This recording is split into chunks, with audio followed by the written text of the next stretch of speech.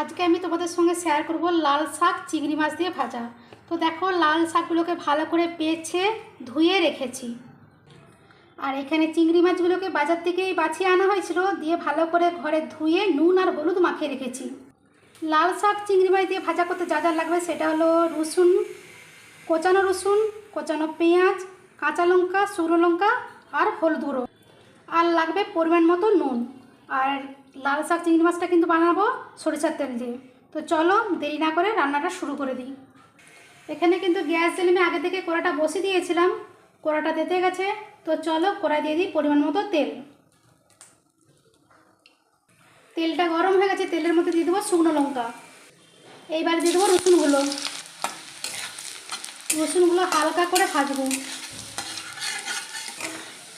দেখো রসুনগুলো হালকা করে ভাজা হয়ে গেছে। এবারে দিয়ে দেবো কোচানো পেঁয়াজগুলো।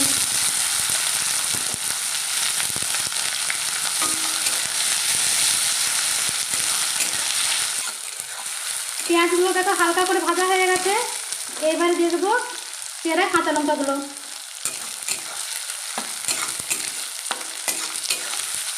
এবারে নুন আর হলুদটা দিয়ে দেবো। দেখো সবগুলো কিন্তু একদম হালকা করে ভেজে নিয়েছি। এইবারে দিয়ে দেবো চিংড়ি মাছগুলো।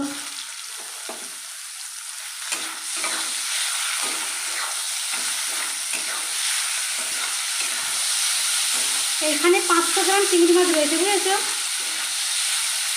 এটা চিংড়ি মাছ যত ঘন হবে তত বেশি খেতে ভালো লাগে।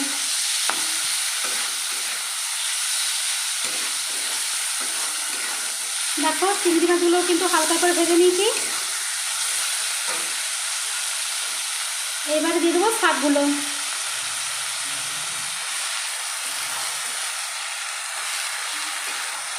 এই লাল শাক দিয়ে চিংড়ি মাছ ভাজা খেতে এত ভালো লাগে না, কি বলবো, অসাধারণ লাগে খেতে।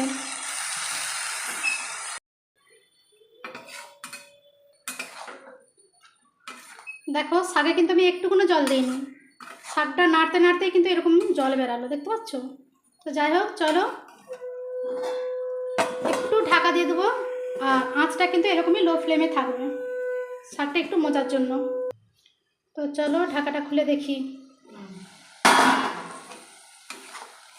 জল কিন্তু অনেকটাই মরে গেছে, ভাজা প্রায় হয়ে এসছে। আঁচটা একটু বাড়িয়ে দিই।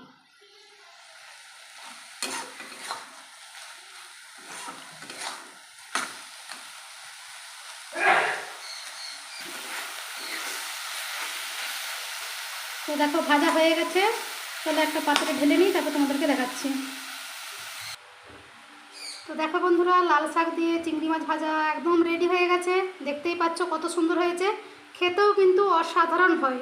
তা যাই হোক, যারা এখনও খাওনি তারা অবশ্যই এই লাল শাক দিয়ে চিংড়ি মাছ ভাজাটাও বাড়িতে ট্রাই করবে।